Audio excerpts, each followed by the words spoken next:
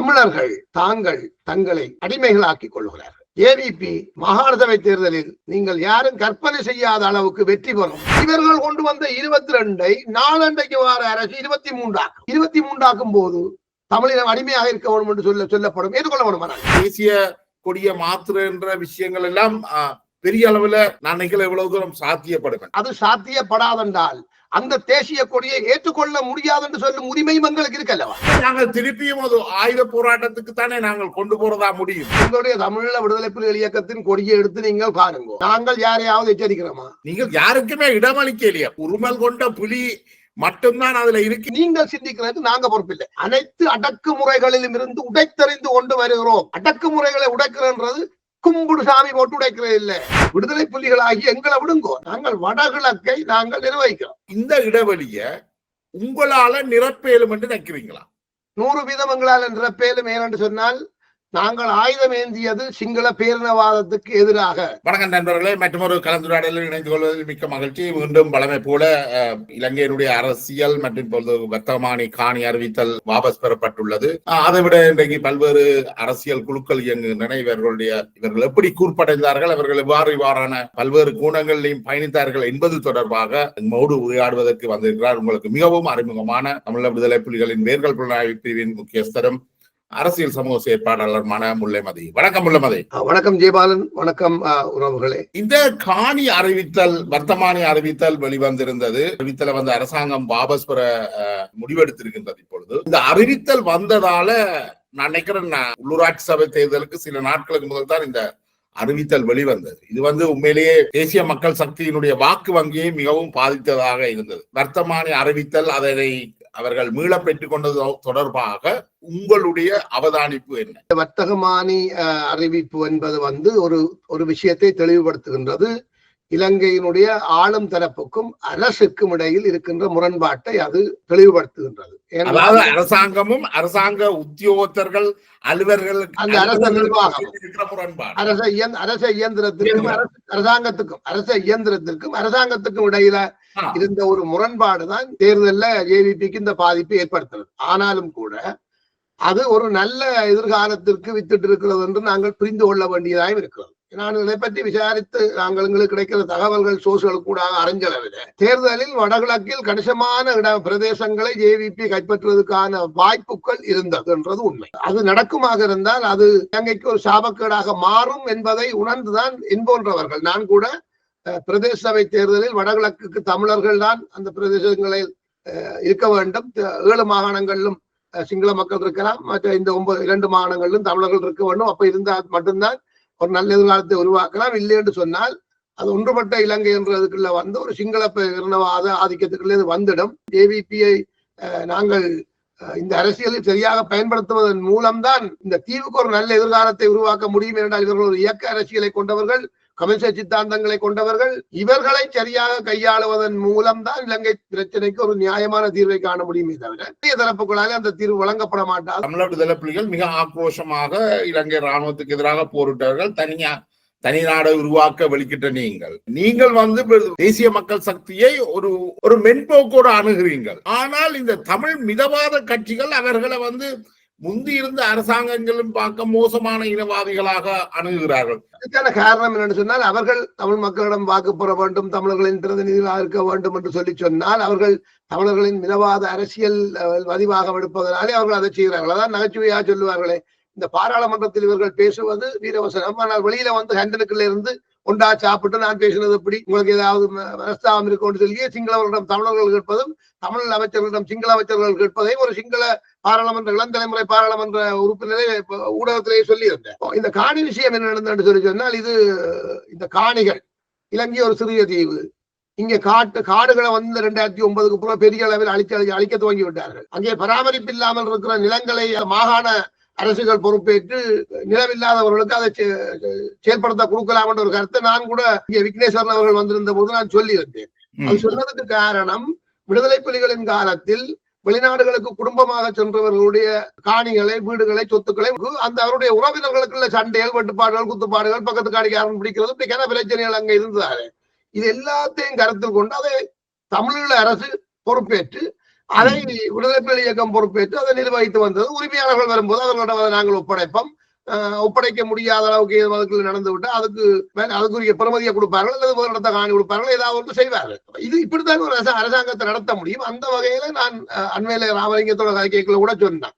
நீங்க சொல்றது கடற்தொழில் அமைச்சர் ராமலிங்கம் சந்திரசேகரோட கதைக்கலே சொன்னார். அதாவது காடுகளை அழிக்கிறதுல எனக்கு உடன்பாடு இல்லை, ஆனால் தமிழர் நிலத்தை அபகரித்து அதை இலங்கையில் உள்ள மக்களுக்கோ அல்லது இனவீதாசார பள்ளியில் குடியேற்றுவதற்கோ நாங்கள் எதிரானவர்கள் என்று சொல்லி அவர் சொன்னார். இல்லை இல்லை, நாங்கள் வடகிழக்கில் சுவீகரிக்கப்படுகிற காணி இங்குள்ள மக்களுக்கு தான் பயனளிக்கப்படும் அல்லது இங்குள்ள தேவைகளுக்காகத்தான் அதை பயன்படுத்துவார்கள் எப்படி என்ற விஷயம் சொன்னார். அப்ப அது இயக்கம் செய்தது மாதிரி தான் அவருடைய பேச்சிலே இருந்தது. ஆனால் நடைமுறையிலே அது நடக்கும்போது உங்களுக்கு தெரியாது. இது இப்படி இருக்கும் பொழுது இந்த தேர்தலில் எம்பிபிக்கு பெரிய வெற்றி கிடைக்க போகிறது என்ற நிலை வந்த பொழுது இதை வெளியில கொண்டு வந்து இதை வச்சு ஒரு அரசியல் செய்து தங்களுடைய அரசியலை காப்பாற்றுவதற்காக இதை ரணிலுக்கூடாக இதை வெளியில கொண்டு வருவதற்கு பின்னால் இருந்தவர் சுமந்திரன் என்ற ஒரு கருத்து சொல்லப்படுது. அது இவ்வளவு தூரம் உண்மை போய் எங்களுக்கு தெரியாது. ஆனால் வடகிழக்கின் பிரதேசங்களை ஜேவிபி ஆக்கிரமிக்க விரும்பவில்லை என்று வெளிப்படையாக அறிவிச்சிருக்கலாம். ஆனால் அது வெளிப்படையாக அறிவிக்கிறதுக்கு மாறாக இந்த கெஜெட் நோட்டீஸை வெளியிட்டதன் மூலம் இயல்பாக தமிழர்களிடம் இருக்கிற அந்த இன பாதுகாப்பு, இன உணர்வை, தேசியவாத சிந்தனையை தமிழர்கள் ஜேவிபியை புறக்கணித்து வாக்களிக்கும் ஒரு களச்சூழ்நிலையை உருவாக்குவார். ஜேவிபியை தவிர ஏனைய கட்சிகளுக்கு நீங்கள் முதல் சொன்னது ஜனநாயக போராளிகளுக்கு வாக்களிங்கள் என்று, அதுக்கு பிறகு ஜேவிபியை தவிர ஒரு தமிழ் கட்சிக்கு தான் அதை சொல்வதை தவிர வேறு ஜனநாயகத்தில வேற தெரிவில்லை. இப்ப மே 6ஆம் தேதி தேர்தல் முடிந்தது. அடுத்த மறுநாளே தேர்தல் முடிவுகள் அறிவிக்கப்பட்டு விட்டது. இன்றைக்கு நாங்கள் ஜூன் மாதம் 2ஆம் தேதி உள்ளூராட்சி சபைகளை அமைக்கணும். ஆனா இதுவரைக்கும் இந்த 3 தமிழ் கட்சிகளிடமும் எதுவித ஒற்றுமையும் ஏற்பட்டதாக தெரியவில்லை. தமிழர்கள் தங்களுடைய பலகீனங்களால் தங்களை அடிமைகளாக்கிக் கொள்கிறார். ஏவிபி மாகாண சபை தேர்தலில் நீங்கள் யாரும் கற்பனை செய்யாத அளவுக்கு வெற்றி பெறும் சரியானவர்களை நிறுத்தி அவர்கள் சரியான அரசியல் பரப்புரையை செய்வார்களாக இருந்தால் ஒன்றும் செய்ய தேவையில்லை.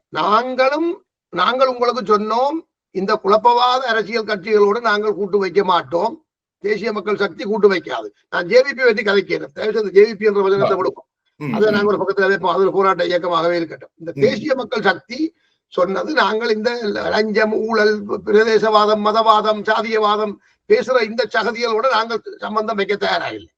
நாங்கள் இலங்கையர்களாக இலங்கையில ஒரு நல்ல எதிர்காலத்தை படைக்கிறதுக்கான அரசியலை கொண்டு வந்திருக்கிறோம். ஆகவே அனைத்து பிரதேசங்களிலும் சரியானவர்கள் வாங்கோ, இந்த மக்களுக்கான உண்மையாக உழைக்கக்கூடியவர்கள் வாங்கோ, தேசிய மக்கள் சக்தி உங்களுக்கு ஒரு இடம் வழங்குகிறது. சிங்கள மக்கள், தமிழ் மக்கள் எல்லோருக்கும், இலங்கையர்கள் அனைவருக்குமான ஒரு அரசியலை தான் தேசிய மக்கள் சக்தி என்று சொல்லித்தான் இவர்கள் பேசினார்கள். அந்த அடிப்படையில வாக்களியும் கொண்டுதான் இவர்கள் கேட்டார்கள். இந்த விஷயத்தை அவர்கள் மேடையில பேசி இந்த பிரதேச சபை தேர்தலில் நீங்கள் வாக்களிச்சு தமிழ் தேசியத்துக்கு வாக்களிச்சு நீங்கள் கண்டது என்ன? இப்படியே அழிய போறீங்களா, இல்லை இந்த தேசிய மக்கள் சக்தி என்ற அரசியலுக்கு பின்னால வர போறீங்களான்னு இவர்கள் கேட்பார்களா இருந்தால் அது முடிஞ்சது. அடுத்த தேர்தல் அதை தானே கேட்க போறார்கள். நேற்று நடந்த உள்ளூராட்சி சபை உறுப்பினர்களுக்கான கூட்டத்துல சந்திரசேகரன் ஒரு கேள்வி எழுப்புறார். தமிழ் அரசியல் கட்சிகளுக்கு இவ்வளவு காலம் வாக்களித்தீங்க, இப்ப அவையிட்ட அதிகாரம் கொடுத்திருக்கு, அவை என்னத்தை செய்யணும்? நீங்கள் தேசிய மக்கள் சக்தி உறுப்பினர்கள் மக்களோட போய் பணியாற்றுங்கள். காவிரி தண்ணீர் தரமாட்டம் என்று கர்நாடகா சொல்லும் பொழுது தமிழ்நாடு கஷ்டப்பட்டது. தமிழ்நாடு சொன்னது, உனக்கு நான் கரண் தர மாட்டேன் என்று. நீங்கள் எங்களுக்கு கரண் தராவிட்டால் அங்க இருக்கிற தமிழர்களை நாங்கள் ஏதாவது செய்வோம் என்று சொன்னார்கள். இந்த நிலைமை வரக்கூடாது. கிளிநொச்சியில உள்ளவர்கள் தண்ணீர் தர மாட்டேன் என்றார்கள். இப்படி இதுவா எங்களுடைய தமிழருடைய ஒற்றுமை என்று அவர்களே கேள்வி இருக்கின்ற பொழுது நாங்கள் ஒரே தாய் பிள்ளைகளாக ஒரு நாடாக இருக்க வேண்டும் என்ற கோரிக்கையை வைக்கினோம். அவர்கள் அரசியல் செய்வதற்கான எல்லா வழிவகைகளையும் இவர்களே செய்து கொடுக்கிறார்கள். ஒரு மாற்று அரசியலிடம் இந்த பிரதேசங்களை விடுங்கள், வடகிழக்கு அரசியலை விடுங்கள், நீங்கள் அதை ஆக்கிரமிக்க விரும்பாதீர்கள் என்பதை நான் சந்திரசேகரனுக்கு கடந்த வாரம் நான் சொன்னேன். தயவு செய்து விடுதலை புலிகளாகி எங்களை விடுங்கோ, நாங்கள் எங்களை மக்களுக்காக போராடினாங்க. நாங்கள் நேர வந்து அங்க உள்ள மக்களையும் கூப்பிட்டு, எங்களை இயக்கத்தில் இருந்த போராளிகளும் சரியானவர்களை கூப்பிட்டு நாங்கள் வடகிழக்கை நாங்கள் நிர்வகிக்கிறோம். இப்ப இது இன்னொரு கதவை நீங்கள் திறக்கிறீர்கள் இலங்கை அரசியல்ல. நான் கேட்கிறேன், இப்ப நீங்கள் கனடாவில இருந்து கொண்டு ஒரு விடுதலை புலிகளுடைய புலனாய்வு துறையில பணியாற்றினீர்கள். அது இலங்கை அரசாங்கத்துக்கும் தெரியும், சந்திரசேகருக்கும் தெரியும். நீங்கள் சந்திரசேகரனோட தொலைபேசியில கலைக்கக்கூடியதாக இருக்கிறது. உங்களால தமிழரசு கட்சியினுடைய தலைவரோடையோ தமிழ் காங்கிரசினுடைய தலைவர்களோடையோ அல்லது தேசிய கூட்டமைப்பு டிடிஎன்ஏ தலைவருடைய கதைக்க முடிஞ்சுதான். டிடிஎன்ஏ கூட்டணியில இருக்கிற சிவசக்தி ஆனந்தனோட மட்டும்தான் சிவசக்தி ஆனந்தனோடும் சுரேஷோடும் காய்க்கலாம், மற்றவர்களோட எதுவும் காய்க்க முடியாது. நான் பல தமிழ் புத்திஜீவிகளோடும் இன உணர்வு உள்ளவர்களோடும் இந்த மண்ணின் விடுதலைக்காக போராடிய போராளிகளோடும் உங்களை போன்று விடுதலை புலிகளை கடுமையாக விமர்சித்தவர்களோடும் எல்லோரோடும் நான் முகம் கொடுத்து இன்றைக்கு பேசுறேன். விடுதலை புலிகள் இயக்கம் தொடர்பில் நான் தமிழ் மக்களுக்கும் எதிர்கருத்து உள்ளவர்களுக்கும் விடுதலை புலிகள் இயக்கம் உண்மையிலே என்ன, நாங்கள் எப்படி செயல்பட்டோம், நீங்கள் சொல்வது போல நாங்கள் ஒரு பயங்கரவாத இயக்கமோ அந்நிய சக்திகளுக்கு அடிவரடிகளாக செயல்பட்டவர்களோ கிடையாது. எங்களுக்கு ஒரு கொள்கை இருந்தது, குறிக்கோள் இருந்தது, வழிவரைபடம் இருந்தது, எங்களை வழிநடத்துறதுக்கு ஒரு சிறந்த தலைவர் இருந்தார். நாங்கள் சரியாகத்தான் செயல்பட்டோம். அது உங்களுடைய கண்ணுக்கு பிழையாக தெரிஞ்சால் அதுக்கு நாங்கள் ஒன்றும் செய்யலாது. அதனால நான் இந்த சோலை ஊரான் உங்களுக்கு வழங்கிய செவ்வியில் பாலச்சந்திரனுடைய முகத்தை பார்த்தேன், தலைவரும் பிரபாகரனுடைய மனைவியும் பக்கத்தில் இருக்கிறது போல அந்த சொன்னார். நாங்கள் அதை வன்மையாக கண்டிக்கிறோம், எதிர்க்கிறோம். அவர் முடிஞ்ச உங்களுடைய ஆதாரம் இருந்தா எங்களோட தலைவர் சரணடைந்தார் என்று சொல்றதுக்கு ஆதாரம் இருந்தா ஆதாரத்தை வச்சு பேசு. அப்படி நிறைய பேசாதே. ஏன் பேசாதே என்று நாங்கள் சொல்றோம் சொன்னால் 40,000க்கும் மேற்பட்ட மாவீரர்கள் இந்த மண்ணில் வீரச்சாவடைந்தவர்கள் தலைவர் பிரபாகரன் வழிநடத்தல லட்சக்கணக்கான எங்களுடைய மக்கள் தலைவரை ஏற்று வந்தவர்கள். நான் இன்றைக்கு உங்களுக்கு சில விடயங்களை சொல்றேன். தமிழீழ மக்களின் விடுதலை போராட்டம் இது என்றதை நிரூபிக்கிறதுக்கு நாங்கள் எல்லா காலத்தையும் பயன்படுத்தினாங்க. நாங்கள் விடுதலை புலிகள் இயக்கத்தில் உளவுத்துறையை சேர்ந்தார். என் மண்ணில் வந்து என் மக்களுக்கு எதிராக எங்களுடைய இயக்கத்துக்கு எதிராக நீங்கள் செயல்பட நாங்கள் அனுமதிப்போம். ஏபாலன் என்ன பேசிக் கொண்டிருக்கிறார் என்றதை கண்காணித்துக் கொண்டிருக்க எத்தனை போராளிகள் இருந்தார்கள். நாங்கள் தமிழீழ போராட்ட காலத்தில் இந்த ஊடகங்களுக்கு சொல்லி இருந்தது, தயவு செய்து எங்கள்கிட்ட வந்து விமர்சிங்கோ, நீங்கள் பொதுவில் விமர்சிப்பீர்களா இருந்தால் எதிரிகளுக்கு சேவகம் செய்வீர்கள் என்று சொன்னோம். ஆனாலும் ஜெயபாலனை போல சிலரை விமர்சிப்பதற்கு அனுமதித்து விட்டு பார்த்து கொண்டிருந்தோம். இவர்களுடைய விமர்சனம் எதை நோக்கி போகுது, எங்களுக்கு வந்து சொல்றவர்கள் எல்லாத்தையும் சொல்ல மாட்டார்கள். ஆகவே தங்கட பாட்டில் கதைக்கிறவே கொஞ்சம் பேரை கதைக்க விட வேணும். அது தேவை, கதைக்கட்டும் முடங்க. இதே வேளையில் தலைவரை விமர்சித்துக் கொண்டிருந்தார் டக்ளஸ் தேவானந்தா. அதுக்கு தலைவர் சொன்னது, இதே வேளையில் என்ன விமர்சிக்கிறார் என்றதுக்காக நீங்க டக்ளஸ் தேவானந்தாக்கு எதிராக ஏதாவது செய்வீங்களா இருந்தால் நீங்கள் குற்றவாளி. நான் விடுதலை புலிகள் இயக்க தலைவர் என்னை அவர் விமர்சிக்கிறார். இந்த போராட்டத்துக்கு அவர் என்ன செய்கிறார் என்ற அடிப்படையிலே அவரை நீங்கள் பார்க்கணுமே தவிர தலைவரை விமர்சிக்கிறார் என்ன விமர்சிக்கிறார் என்றதுக்காக நீங்கள் பார்க்க கூடாது. இப்படி சொன்னவர் தான் எங்களுடைய தலைவர். இப்படிதான் எங்களை வளர்த்தார். அப்ப கடைசி யுத்தத்திலையும் வந்து ஆயுத கப்பல் போனது என்று சொல்லப்பட்டதுல கணக்க உண்மை இல்லைன்னு சொல்லுது. வெறும் கப்பல்கள் போனதாக கூட சொல்லப்படுது. பெருங்கப்பல் போனது பற்றி பல கதை இருக்குது. அதாவது ஆயுதம் வாங்குற முகவரி, இப்ப நான் ஆயுதம் உங்கள்கிட்ட வாங்குறேன், நான் ஒரு பட்டியல தரணும் ஆயுதத்தையும் தாண்டு, நீங்க அதுக்குரிய காசை விளையாண்டு கப்பியல் நான் காசை கொடுக்க வேண்டிய இடத்த கொடுத்துட்டேன். நீங்கள் ஆயுதங்களுக்கு பதிலாக கல்லையும் செங்கல்லையும் மண்ணையும் வெக்கலையும் ஏற்றி விட்டுட்டு அமெரிக்காவில் இந்த ஜிபிஎஸ்ஐயும் அதுக்குள்ள போட்டு விட்டீங்கன்னு சொன்னா கப்பல் எங்க நிக்கண்டு தெரியும். இலங்கை கடற்படைக்கு சொன்னா அவன் வந்து அடிச்சு போட்டு போறான். அடித்தாக்குற கப்பலுக்கு ஆயுதத்தை ஏற்றி விடுவான், கஞ்சலையும் ஏற்றி விடலாம் தானே. சப்போஸ் புலிகள் எப்ப என்ன செய்வார்கள் தெரியாது தானே. இப்படி செய்வார்கள் தெரிஞ்சு இடையில வந்து கப்பல் ஆயுதங்களை அவர்களை ஏற்றிக்கிட்டு போற கப்பலுக்கு ஏற்றிக்கிட்டு போயிட்டாங்க ஓடி ஓடி. முதல்லாம் இப்ப எங்களுக்கு தேவையில்லாத விஷயங்கள் அதை விடுவோம். நாங்க கதைக்க வந்த விஷயத்தை கதைப்போம். மறுபடியினால தங்களுடைய அரசியல் தேவைகளுக்காக தேசிய மக்கள் சக்தியை இந்த அரசியலில் இருந்து ஓரம் கட்ட வேண்டும் என்றதுக்காகவும் தமிழர்களை இந்த மிதவாத அரசியல் கட்சிகள் இல்லாமல் போனால் தங்கள் எதிர்காலத்தில் தாங்கள் ஆட்சி அமைப்பதற்கு சிக்கலாகிவிடும் என்ற காரணத்தினாலேயும் ரணிலும் அவருக்கு பின்னால் இருக்கின்றவர்களும் சுதந்திரனை பயன்படுத்தி சிலரை பயன்படுத்தி இந்த பிரச்சனைகளை ஏற்படுத்தி இந்த தேசிய மக்கள் சக்திக்குள்ளேயும் இருந்த அந்த அவர்களை கொண்டு அந்த சித்தரிக்கையை வெளியிட்டு இந்த கோமாளிகளை பார்த்து தமிழர் அரசியலை சிதைச்சிருக்கிறார்கள். தமிழர் அரசியல் இந்த பிரதேச சபை தேர்தலில் செய்த இந்த திருக்கூத்தினுடைய விளைவை மாகாண சபையில பார்ப்பாங்க. இந்த காணி அறிவுறுத்தல் வந்திருக்கு என்று சொன்னால் சில சமயங்கள் தேசிய மக்கள் சக்தி கூடுதலான வாக்குகளை எடுத்திருக்கும். நீங்க சொல்றது மாதிரியான இந்த கன்ஸ்பிரசி நடந்தது வந்து தமிழ் அரசியல்ல நீங்கள் எதிர்பார்த்த ஒரு மாற்றத்தை தானே தந்திருக்கு. அதாவது தமிழர்கள் தமிழ் பிரதேசத்தை ஆளலாம். சில கன்ஸ்பிரசிகள் என்ன செய்யும் என்றால் உங்களுக்கு நன்மை செய்யும். கற்பனைகள் எல்லாம் அபத்தமானவைகள் அல்ல. இந்த இவர்களுடைய சுயநல அரசியல் தான் இந்த குழப்பங்களுக்கு காரணம். தேசிய மக்கள் சக்தி இதையெல்லாம் சரியாக புரிந்து கொள்ள வேண்டும். விடுதலை புலிகள் இயக்கம் இனிமேல் ஆயுதம் ஏந்தி போராடாது என்பதை நாங்கள் தெளிவாக சொல்லி இருக்கிறோம்.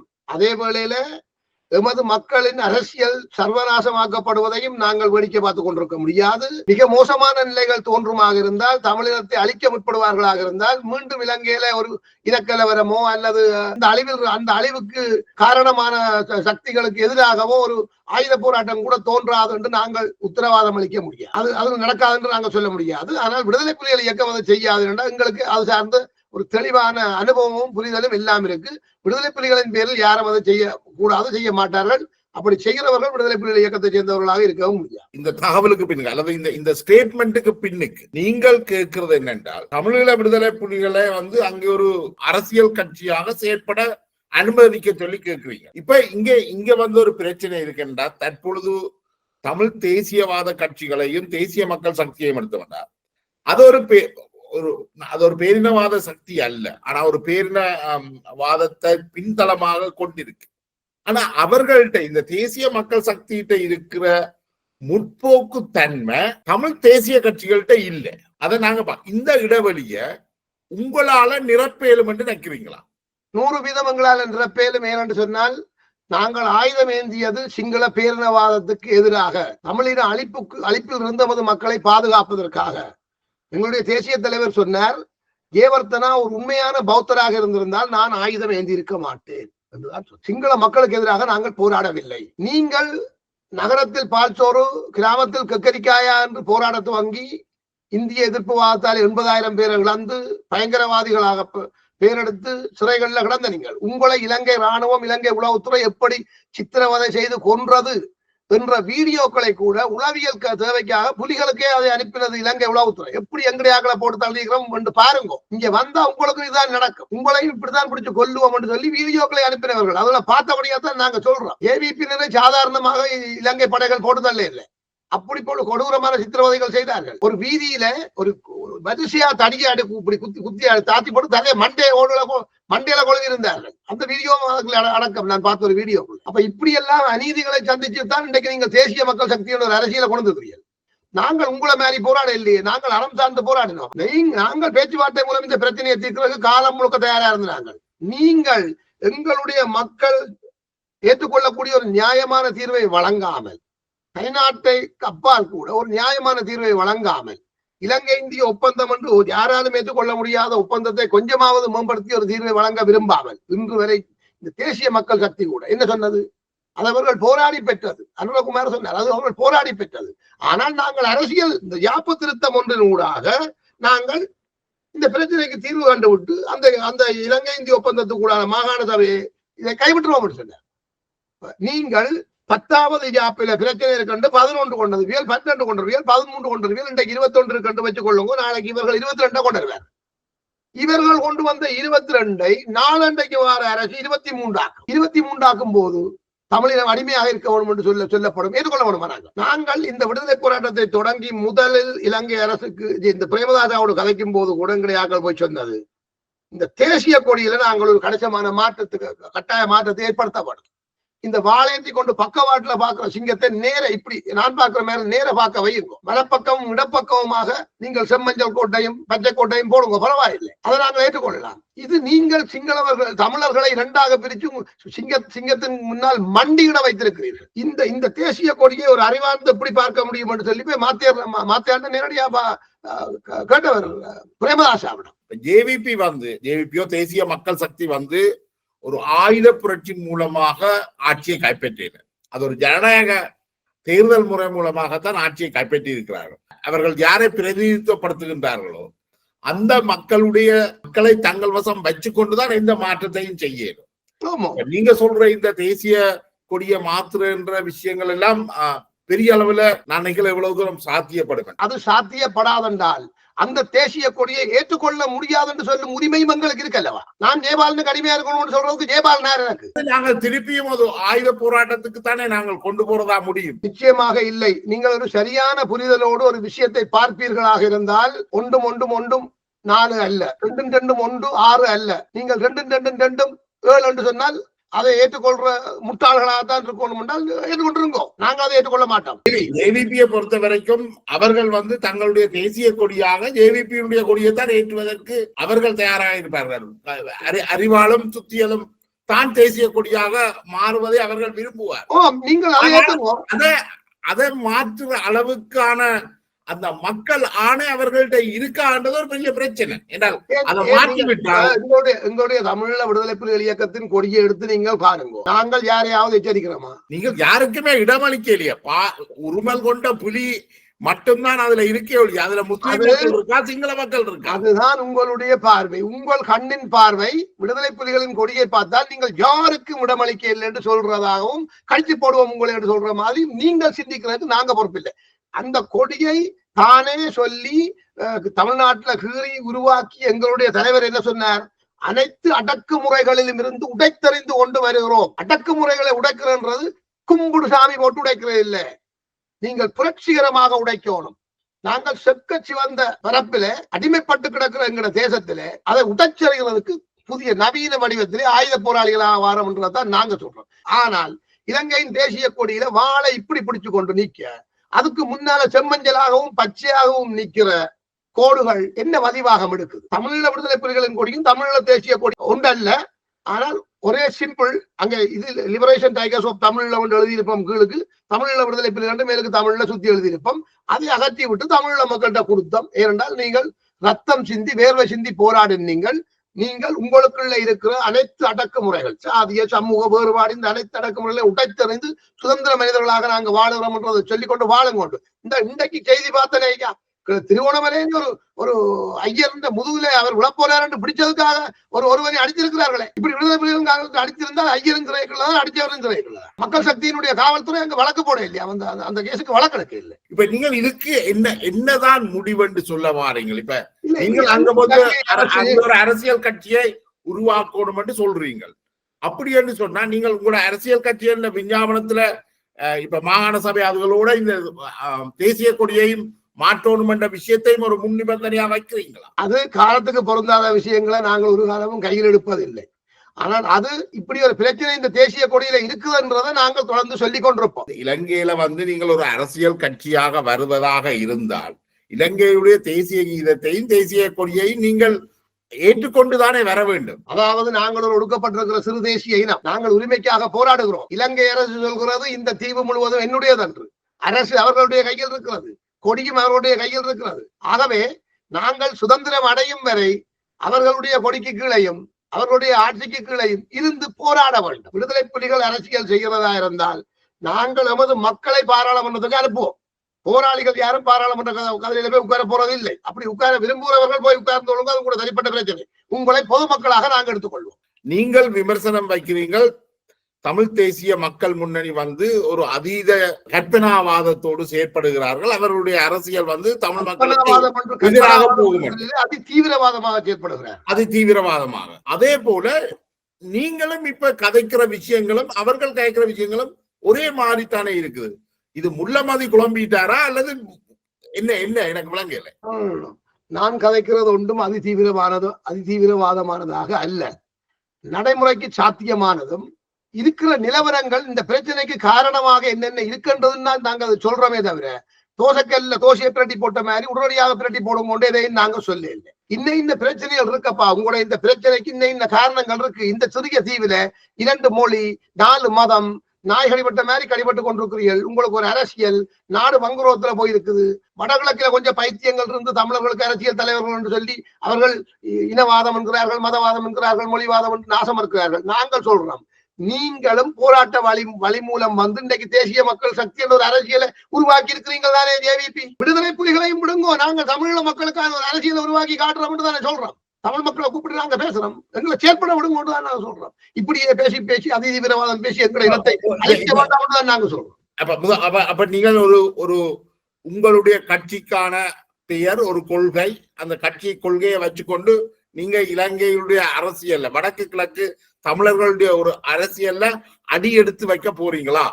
அடி எடுத்து நாங்கள் இப்ப வைக்க இல்ல. 1989ஆம் ஆண்டு இலங்கையில் சட்டபூர்வமாக பதிவு செய்த அரசியல் கட்சி விடுதலை புலிகள் மக்கள் முன்னணி. அந்த கட்சியை நீங்கள் மீள்பதிவு செய்ய போறீங்களா? நாங்கள் மீள்பதிவு செய்யறதுக்கு 2019ஆம் ஆண்டு ஜூன் ஜூலைல எடுத்த முயற்சியின் பிரதிபலனால்தான் 2010ஆம் ஆண்டு தமிழ் தேசிய கூட்டமைப்பில் இருந்து கஜேந்திரகுமார் தரப்பை வெளியே விரட்டினார்கள். சம்பந்தன் என்ற துரோகியும் சிங்கள தேசியவாதிகளும் விடுதலை புலிகள் அரசியலுக்கு வரப்போகிறார்கள். அவர்கள் வந்தால் மக்கள் முழுக்க அவர்களுக்கு பின்னால போயிருவார்கள். கட்டமைப்பு பலம் முள்ளமதியிடம் இருக்கா? தனியொரு முள்ளமதி மட்டுமே செய்கிறது இல்லை. தமிழர்களுக்கு அதை உருவாக்குறதுக்கான கட்டமைப்பு பலம் இருக்கா? கண்டிப்பாக எங்களுடைய தலைவரை முன்னிறுத்தி இந்த தமிழீழ விடுதலை போராட்டத்தை நடத்தியது தமிழீழத்தில் பிறந்த தமிழர்கள்.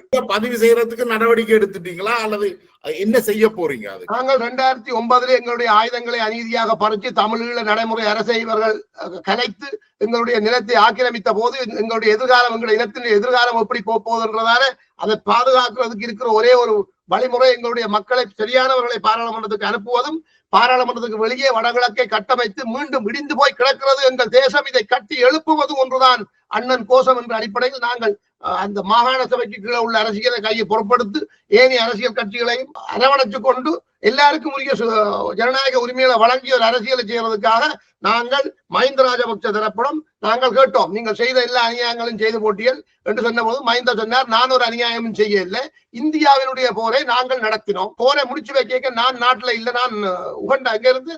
ஆனால் இலங்கை கவனமா விளங்கிக் கொள்ளுங்க, இலங்கையினுடைய முப்படை தளபதி சீனால இருக்கிற, இலங்கையினுடைய ஜனாதிபதி இருந்தது ஜோர்டான்ல இருந்த, பாதுகாப்பு செயலாளராக இருந்து மைத்ரிபால சிறிசேன தான் இனப்படுகொலையை முள்ளிவாய்க்காலுக்குள்ளே அரங்கேற்றினார். பாதுகாப்பு செயலாளராக இருந்த கோட்டபாயா தான் ராணுவ தளபதியின் இடத்திலிருந்து அனைத்து கட்டளைகளையும் வழங்குகிறார். யாரை தூடுறது, யாரை பிடிக்கிறது, யாரை விடுறது, யாரை வதைச்சு கொலை செய்யறது, எங்க கொண்டே வச்சு கொலை செய்யறது எல்லாம் முடிவெடுத்தது இந்த மைத்திரிபாலாவும் இந்த கோட்டாவும் தான். மஹிந்த ராஜபக்ச ஒரு அரசியல் தலைவர், வீரவசனம் பேசி அரசியல் செய்யறது தான் அவருக்கு தெரியும். நாங்கள் ஒரு ஆளை அனுப்பி அவரோட கதைச்சவை விடுதலை புலிகள் மக்கள் முன்னணி இயங்க விட சொல்லணும். கோட்டபாயா என்ன சுட்டு போடுதுன்னு சொன்னார். சொல்லுங்க மஹிந்த வந்து பப்ளிக் இல்லை மறக்க சொல்லுங்க. அப்ப நீங்கள் விடுதலை புலிகள் அரசியலுக்கு வருவதற்கு முற்படுகிறார்கள், சர்வதேச நோர்வே உட்பட சர்வதேச நாடுகளுக்கு அங்கீகாரம் ஆதரவும் வழங்கிவிட்டால் விடுதலை புலிகள் ஜனநாயக வழிக்கு வந்து விட்டார்கள் என்றால் எங்கட கதை பிழைச்சி போடும். இந்த ஏமாத்துறதுக்கு பட்டி கொடுத்த அரசியல் செய்ய முடியாது. அதனுடைய பாராளுமன்றத்தில் வந்து அவர்கள் நியாயமான கோரிக்கையை வைப்பார்கள். அதே வேளையில இந்த பாராளுமன்றத்துக்கு கூடாக கிடைக்கிற எல்லா சலுகையும் பெற்று வடகிழக்கை கட்டி எழுப்புவார்கள். புலம்பெயர்ந்த மக்களிடமிருந்து உதவிகளை பெற்று சிங்கப்பூர் ஆக்கி விடுவார்கள். வடகிழக்கு புலிகளை அரசியலுக்கு விடக்கூடாது. ஆகவே தமிழ் தேசிய கூட்டமைப்பை விட நரேந்திரகுமார் மக்கள் முன்னணி வரையலாது, ஜனநாயக போராளிகள் என்ற அரசியல் கட்சியை உருவாக்கு, மஹிந்தாவை கூப்பிட்டு சந்திக்கவை, கருணாவுக்கு பக்கத்துல போயிருந்து கோபிக்கா போட இப்படி இருக்கிறார் துளசி, கருணாவுக்கு பக்கத்துல போயிருந்து ஒருத்தர் இருந்து கொண்டு விடுதலை புலிகளின் பேரில் அரசியல் செய்யறோம் சொன்னால் அந்த அரசியல் எங்களை மக்கள் ஏற்றுக்கொள்வார்கள், சங்க போராளிகள் ஏற்றுக்கொள்வார்கள். இப்ப கடந்த 8 மாதத்துக்குள்ள நீங்கள் உங்களுடைய அரசியல் கட்சியை பதிவு செய்யும்படி கேட்டீங்களா? இப்ப என்னென்றால் அரசாங்க விதியின்படி நீங்கள் ஒரு தேசிய கட்சி, சிறுபான்மை தேசிய இனங்களை வச்சு கட்சி அமைக்கலாம் நினைக்கிறேன். தேசிய ரீதியில தான் பெயர் பதிவிடலாம் நினைக்கிறேன். அப்படியா? அது கூட ஒரு நியாயத்துக்கு புறம்பான ஒரு விஷயம் தானே. இலங்கையில 2 தேசிய இனங்கள், தமிழ், சிங்களம். இந்த 2 தேசிய இனங்கள்ல தமிழர்களுக்குள்ள இஸ்லாம் மதத்தை பின்பற்றுகின்ற காரணத்தினால் தங்களை முஸ்லிம்கள் என்று சொல்லி தனியாக அடையாளப்படுத்தி 48லேயே இலங்கையின் தேசிய கொடியில தங்களுக்கு தனியான ஒரு இடத்தை ஏற்படுத்தி கொண்டிருந்த முஸ்லிம் மக்கள் இருக்கிறார்கள்.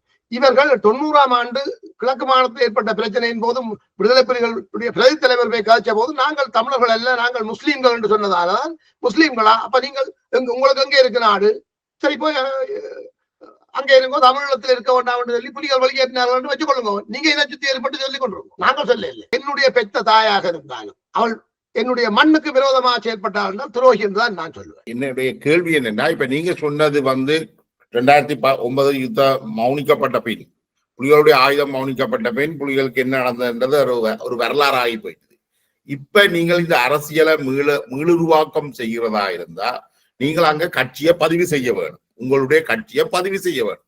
அதற்கு நீங்கள் என்ன விஷயங்களை முன்னெடுத்திருக்கிறீங்க இதுவரைக்கும், அல்லது இனித்தான் அதை முன்னெடுக்க போறீங்களா? நாங்கள் நேரடியாக கடத்தொழில் அமைச்சராக இன்றைக்கு ஜேவிபி தரப்பில் இருக்கிற சந்திரசேகரனுக்கு நான் வெளிப்படையாக நேரடியாக சொன்னேன். அவர்கள் ஜேவிபியோட கதைக்கு சொல்லி இருக்கிறோம். நீங்கள் எங்களை போல ஆக்கள் அங்க வந்து செயல்படணும் என்றால் நீங்கள் அதுக்குரிய நடவடிக்கை எடுங்கோ. இன்னைக்கு நாளைக்கு டிக்கெட் போட்டுக்கொண்டு அங்க வந்து இறங்க வேண்டாம், கீசே திரவந்த மாதிரி தான் வேண்டாம். நான் நாளைக்கு வந்து இறங்க வேண்டாம், நாளைக்கு உலகம் முழுக்க இருக்கிற தமிழர் ஊடகங்கள் யூடியூப் எல்லாத்திலும் சொல்லுவார்கள் முல்லைமதி துரோகி.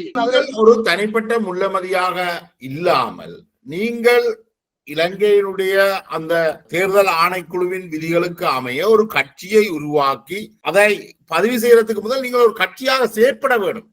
அதற்கான நடவடிக்கைகள் இருக்கு. அதுக்காகத்தானே நாங்கள் இந்த ஜனநாயக போராளிகள் என்று வந்த அந்த அரசியலை நாங்கள் ஏற்று செயல்படுறாங்க. பிறகு அதுல குழப்பம் போராளிகள் உங்களோட உரையாடுவதையே தவிர்க்கிறார்கள். ஜனநாயக போராளிகள் என்னோடு உரையாடுவதை தவிர்க்கவில்லை. அவர்கள் அச்சத்தின் காரணமாக வெளியே சொல்லுவதற்கு பயப்படுகிறார்கள் என்று அவர்கள் எங்களுக்கு சொல்லுகிறார்கள். இது என்னன்னு தீர்க்க போறீங்க நீங்க? இலங்கை அரசாங்கத்துக்கு நாங்கள் என்ன சொல்றோம் என்றால், நீங்கள் இலங்கையிலே ஒரு நல்ல எதிர்காலத்தை உருவாக்க வேண்டும் என்றால் இங்க உள்ள அடிப்படை யதார்த்தத்தை புரிஞ்சு கொள்ளுங்க. இந்த பிரதேச பிரதேச சபை தேர்தலின் போது நீங்கள் காணிகளை அபகரிக்கிறீர்கள் என்றால் ஒரு ஆக்கிரமிப்பை செய்கிறீர்கள் என்ற செய்தி மட்டும் உங்களுக்கு ஏற்படுத்தின அரசியல் பாரதூரமான பின்னடைவை நீங்கள் புரிஞ்சு கொள்ளுங்க. அந்த ஒரு விஷயத்தை செய்து எப்படி இந்த அரசியலை கையகப்படுத்தினார்கள் என்றதும் எப்படி அதை வச்சுக்கொண்டு என்ன குப்பாடித்தனங்கள் தமிழர் பேரில் செய்து கொண்டிருக்கின்றதை நீங்கள் தெளிவாக தெரிவிங்களா இருந்தால், நீங்கள் இதே சுத்தியோட இலங்கைக்கு நல்ல எதிர்காலம் வேணும் நினைக்கிறீங்களா இருந்தால், நீங்களும் ஆயுத வழிமுறைகள் மூலம் வந்து அதை உணர்ந்து கொண்டு அரசியல் இன்றைக்கு ஒரு தேசிய மக்கள் சக்தி என்று மக்களையும் கலந்த ஒரு அரசியலை முன்னெடுக்கிறீங்க என்றால், அதே அரசியலை அடுத்த சிறுபான்மையினமா இருக்கிற தமிழர்களுக்கு கொடுங்கோ. நீங்கள் ரெடியாண்டுதானே கேள்வி. நாங்கள் ரெடி என்றது உங்களுடைய கட்சியுடைய பெயர் என்ன, எப்ப பதிவு செய்ய போறீங்க, எப்ப அந்த செயற்பாடுகளை ஆரம்பிக்க போறீங்க? நாங்கள் நான் தான் சொல்லி போட்டேன், 1989 நாங்கள் கட்சி இலங்கையில பதிவு செய்திருக்கிறோம், விடுதலை புலிகள் மக்கள் முன்னணி என்று பதிவு செய்திருக்கிறோம் சொல்லி இருக்கிறோம்லோ. அப்ப அந்த கட்சியுடைய பெயரோடையே இப்ப இயங்குறதுக்கான விஷயங்கள் அங்க இருக்கா இல்லையே? அது அப்ப 89 இருந்தது, இப்ப எப்படி இல்ல போனது. அதுக்கு பிறகு நிறைய மாற்றங்கள் கொண்டு வரப்பட்டிருக்கேன் தேர்தல் ஆணைக்குழுவால. தமிழர்களும் நீங்களும் சேர்ந்து கொண்டீங்களா அல்லது நீங்கள் உங்களோட சபைகளுக்காக கொண்டீங்களா?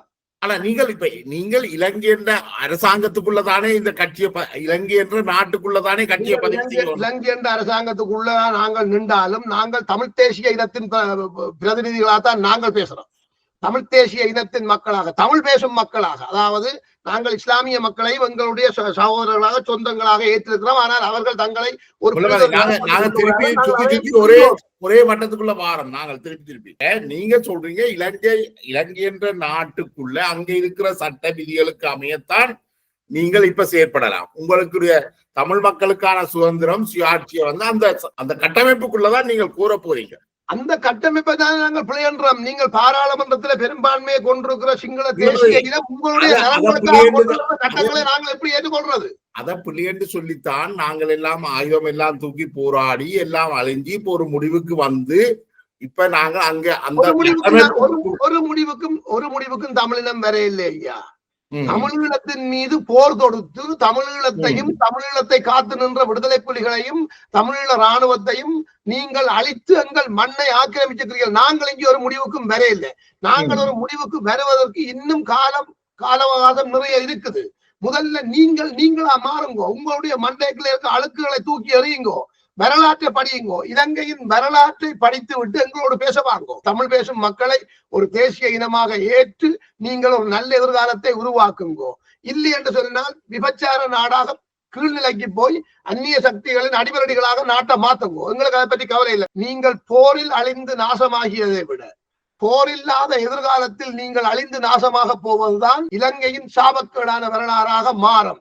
இலங்கை இன்னும் ஒரு தாய்லாந்து சொல்றது தவிர இன்னொரு பேங்காக்கா நீங்கள் விளங்கிக் கொள்ள வேண்டும். இந்த நீங்கள் சொல்ற இந்த விபச்சாரிகள நாடாக மாற போறது இந்த விஷயங்கள்ல எல்லாம் இலங்கை மட்டுமல்ல, இலங்கை என்ற வடக்கு கிழக்கில் வாழுகிற முன்னாள் போராளிகளுடைய பின்னணியை கொண்ட குடும்பங்கள் தான் மிக மோசமான பொருளாதார கஷ்டத்துல வாழ்கிறார்கள். இதை நீங்கள் இல்லை என்று மறுக்க இயலாது. இந்த மாவீரர் தினங்கள்ல கூட அந்த குடும்பங்களை கண்டுகொள்றீர்கள் என்றதுதான் யதார்த்தம். நாங்கள் என்னவும் கதைக்கலாம். இன்றைக்கு நாங்கள் நிலப்பிரச்சனையை பற்றி கேட்கிறோம். இந்த நிலப்பிரச்சனையில நீங்கள் வெளிநாடுகள்ல இருக்கிற வேண்டிய நிலம் பறிபோயிடும் என்று நாங்கள் எல்லாரும் ரொம்ப கவலைப்படுறோம். நிலத்துக்காக போராடினவனுக்கு வந்து நிலம் இல்லை, அரசாங்கத்துக்கு கொடுக்க வேண்டாமப்பா. நீங்கள் வெளிநாட்டுல இருக்கிற நீங்கள் தானே ஒவ்வொரு போராளியின் குடும்பத்தை பார்த்து இந்த காணி நீ வச்சிரு என்று நீங்க சொல்ல தயாரோ? ராமலிங்கம் சந்திரசேகரனை கூப்பிட்டு கணுங்கய்யா. போன கிழமை சொன்னான், நீ வடமாகாணத்துக்கு சரியான அதிகாரங்களை கொடு. வடக்குல இருக்கிற நிலங்களை பராமரிப்பு பொறுப்பை நாங்கள் ஏற்று அதை அங்கு நிலம் இல்லாதவர்களுக்கு நாங்கள் கொடுக்கிறோம். அப்படி இல்லை வெளிநாட்டுல இருக்கிறவர்களுக்கு அந்த காணி தேவையில்லை, நாங்கள் அதை விலைக்கு வாங்கியாவது மக்களுக்கு கொடுக்கிறோம். எங்களை நிர்வகிக்க சொல்லி விடுங்கோ. நீங்களா வந்து எங்கட மண்ணை அபகரிக்கிறதுக்கும் ஆக்கிரமிக்கிறதுக்கும் பிடிக்கிறதுக்கும். நீங்கள் அதுக்குத்தானே 3 தமிழ் கட்சி இருக்குது. தமிழ் காங்கிரஸ் இருக்கு, தமிழரசு கட்சி இருக்கு, DTNA இருக்குது. இப்ப என்னண்டு இந்த பிரச்சனையை நீங்கள் கடந்த 16 வருஷமா என்ன இடம் இன்றைக்கு இந்த தேசிய மக்கள் சக்தி ஆட்சிக்கு வந்து என்ன சொன்னது? கடந்த 70 ஆண்டு காலமாக இவர்கள் சிங்கள மக்களின் பேரில் செய்த அரசியல் தானே இந்த நாட்டை சுடுகாடாக்கினது. இவர்களுக்கு எதிராகத்தானே நாங்களும் ஆயுதம் ஏந்தினோம்.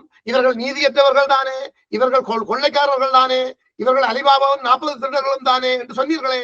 இதைத்தான் நாங்களும் சொல்றோம். உண்மையான புலிகள் சொல்றோம். தமிழர்களின் பிரதிநிதிகள் என்ற பேர்ல இருக்கிற அலிபாபாக்களையும் திருடர்களையும் கொள்ளைக்காரர்களையும் கதிரை வரிகளையும் அடிச்சு விரட்டி விடுவோம். நீங்கள் எங்களை போலியாக்களை அங்க விடுங்கோ. நாங்கள் சரியான போராளிகளையும் கூட்டிக் கொண்டு வாரோம், சரியான மக்களையும் கூட்டிக் கொண்டு வாரோம். அந்த கதவை திறந்து விடுங்கொண்டு நான் கேட்கிறோம். மிக நீண்ட உரையாடல். நான் நினைக்கிறேன் இந்த உரையாடலை நாங்கள் இதோட நிறுத்திக் கொள்ளவும் இல்லாத நாங்கள் தொடர்ந்து உரையாட வேண்டி இருக்குது. இதுல இந்த உரையாடலையும் நாங்கள் ஒரு முடிவுக்கு வர இல்லாத. ஆனால் நாங்கள் உரையாடுவது மக்கள் இதுல இருந்து என்னத்தை எடுத்துக்கொள்கிறார்கள் என்றது இந்த நீண்ட உரையாடலை தந்த உங்களுக்கு மிக்க நன்றி. முள்ளமதி. மீண்டும் இன்னொரு சந்தர்ப்பத்தில் நாங்கள் இந்த உரையாடலை தொடர்வோம். நன்றி, வணக்கம்.